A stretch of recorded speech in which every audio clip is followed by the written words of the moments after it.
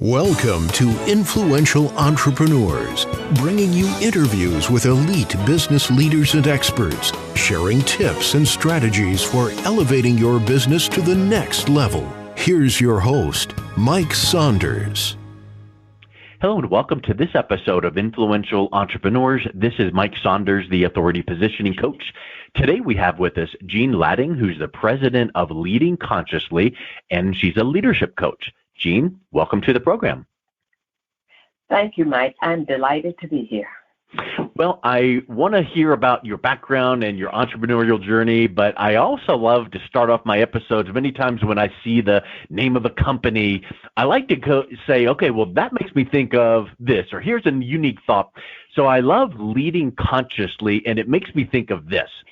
So many times we're driving down the road and we go through, this stoplight and this and turn, and we get there and we're like, did I even stop it? You just zone out. And so I feel like maybe Leading Consciously has an element of the fact that, you know what, a lot of times we just roll and go forward and lead and we think we're leading, but are we really leading? So you're helping people learn how to pause and proactively lead consciously and really be more effective. Is that a kind of a good start? That is dynamite start. Woo! All right, cool. Yes. And I'm one of those who drives and I look up and say, where am I? How did my car get me here? Yep. So we don't want to do that too awfully much. But you know what? You certainly don't want to do that in business and look up Q4 of a certain year and go, how did we get here? So talk a little bit about, let's get into that, but talk a little bit about your background and your entrepreneurial journey to this part in your career. Okay. So I come out of academia. Well, before that, I come out of community organization and then academia, and with a specialization in organization development, degree, master's in social work, a doctorate in health administration. And I stayed in academia for 35 years, but I ran my classes, not as lectures, but as workshops. Yeah. And because of my area, empowerment, leadership, social justice, because those are the classes I taught, students came to me and talked with me about their problems. And so I actually started my leadership coaching with my graduate students in the classroom, some of whom had very responsible positions. When I started then being asked, my alumni would call me up and say, can you help my organization? And I said, yes. And so I built a consulting practice out of that. And then when I retired from the University of Houston, I went full-time into consulting. Well, I love that, and it makes me think of something really unique that is ingrained in you, which is you didn't just get up there and teach that stuff and check the box and here's the quiz and the test and see you later, goodbye, and answer an email if it came in. You really took a unique approach and treated those classes as fully engaged workshops, and let's dive in deep, and what is your experience in, and here's what I've seen. And that really stood out to the students, so they felt like they could reach out and say, well, do you think you could help us in? And I think that right there is just a way that people get wired that really gives value ahead of anything else. You weren't doing that for the purpose of maybe I can get consulting work down the road. You were just doing it because that's in your DNA. Yes, exactly. And also, who wants to read a boring quiz? I wasn't interested in that. So I had my students write papers about their experiences and apply what they are learning to their lives. That was the theme of most of my classes. Yeah. What does it mean for you in your life, what we're learning here? Exactly. I love it. Okay, so now let's talk about, leading consciously. How do you handle people whose work and thinking styles are different than your own? Because you certainly need to be conscious about that. Yes. And that's where the rubber meets the road. Yeah. People are talking about diversity. People are talking about generational stuff. The rubber meets the road. We all can work really, really well with people who think like us and look like us. Yeah. The challenge, and anybody, as I say, anybody can lead somebody who looks like them and thinks like them. That doesn't take much effort. And the person being led doesn't really need leadership. They can just go do. Yeah. The leadership comes in when the person is different and think and how they think.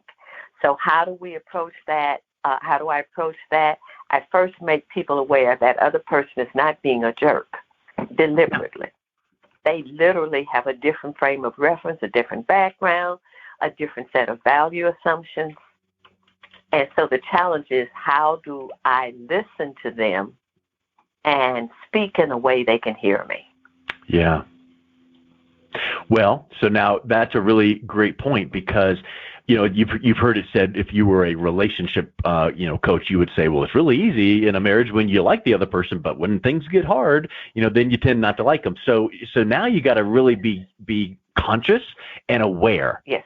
Of, exactly. In your case, we were talking about here, thinking styles, or just even upbringing. Like, as an example, I'm sure you can think of times where you've worked with organizations and the leader was talking with one of their team members, and maybe they're from even just one part of the country versus another, and maybe just their upbringing, their environment is different, which drives their thinking, which then, guess what, drives how they do work. I was watching a show with my family the other night, and it's from like 10, 12 years ago, and the character was a 20-something, and he worked as a reporter, and the boss was like, don't make me upset that I hired a 20-something when you're acting like this, and he's like, well, don't make me upset that I'm working for a 50-something.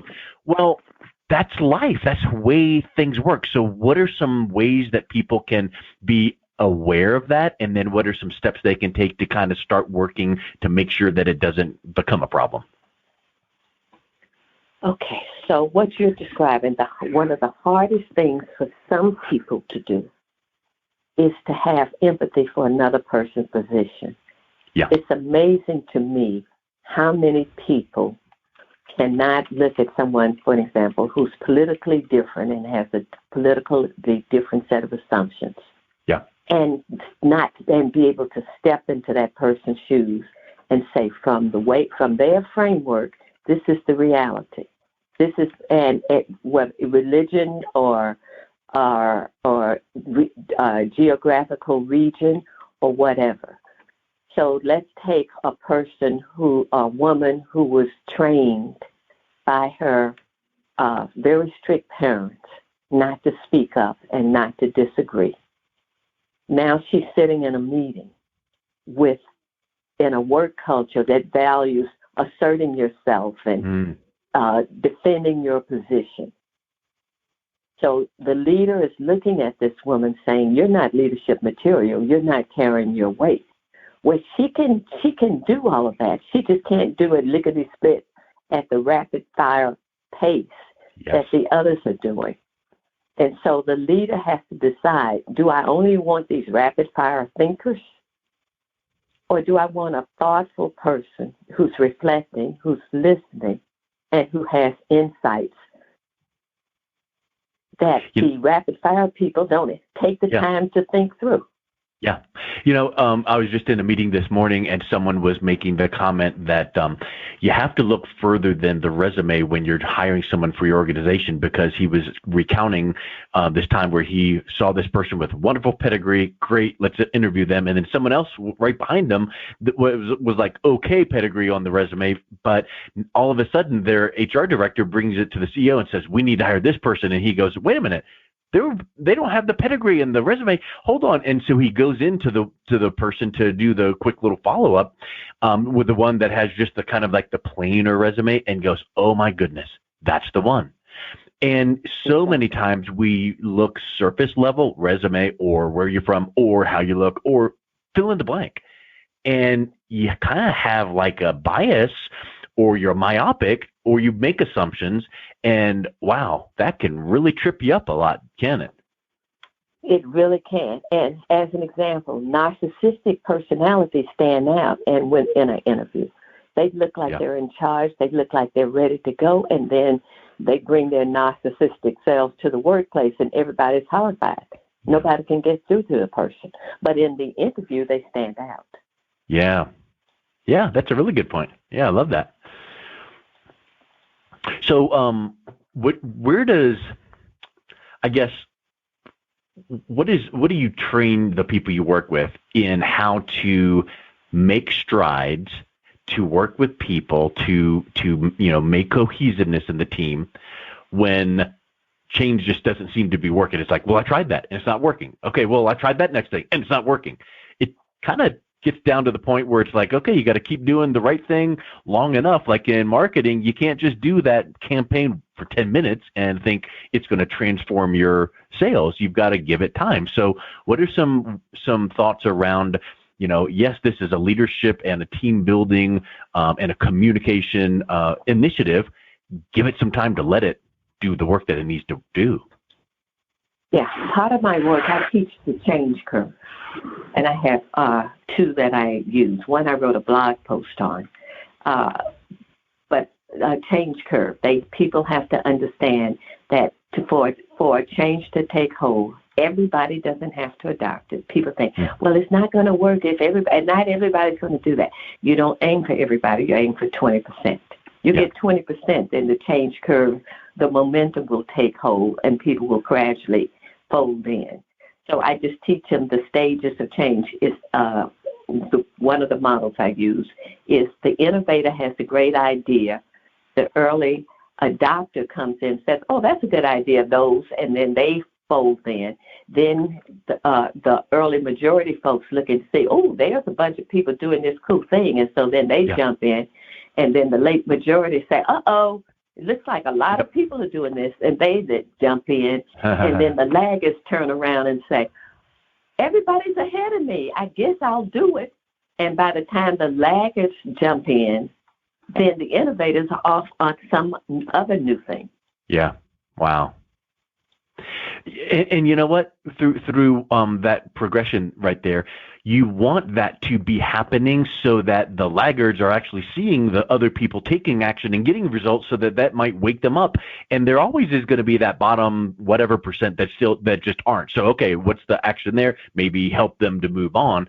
But it just really does get to the point where you need to realize that something must always be happening so that you get the results you want, and the other people that are kind of late to the game, feel like they're missing out, and they're like, well, shoot, I want to get involved in the fun, achieving of the results. So I think that's a really great point that you bring up. Yeah. By the time the late majority kicks in, hopefully the systems and structures have been changed. The rewards have been changed. People see the late majority sees the early majority getting accolades for their results. And they say, uh-oh, I'm really behind, and they jump. And then the laggards, with their arms folded and bottom lip stuck out, they say, oh, I guess I'm really behind. But if the system is organized to support the innovation, then all of that will happen. People will fall in. Yeah. And I also think that here's something that a lot of people don't pick up on. The upper leadership thinks, okay, great, to have this ultimate machine working the way that it needs to work, we need to have the following things in place: X, Y, Z, PDQ. Okay, good. We got a vision, mission, and we're doing, but it's not a matter of doing it once and going, yay, we got our vision and mission, and yay, we did that one team building activity this one time last year. It's ongoing, and it's iterating and noticing and learning and being aware of and tweaking this and stopping that because it didn't work great and increasing this because it worked really good and asking for feedback. And I think that too many times organizations look and go, well, we need to be the market leader, so let's do this externally, and they leave their internal, in a shambles. And it's like, well, treat your internal team the way that you want to treat your external customers. And make the internal team feel like you appreciate them, right? I mean, talk a little bit about, just that concept of knowing where you want to go, getting everyone on the same page, and then seeing it through. And it's that constant and never-ending improvement. Constant and never-ending improvement, constant attention to the people actually doing the work, constant reinforcing of them that they are valued. We treat our machines and our dogs better than we treat our humans and our coworkers. Yeah. So if we learn how to do that, it's the human beings who are going to see the problems.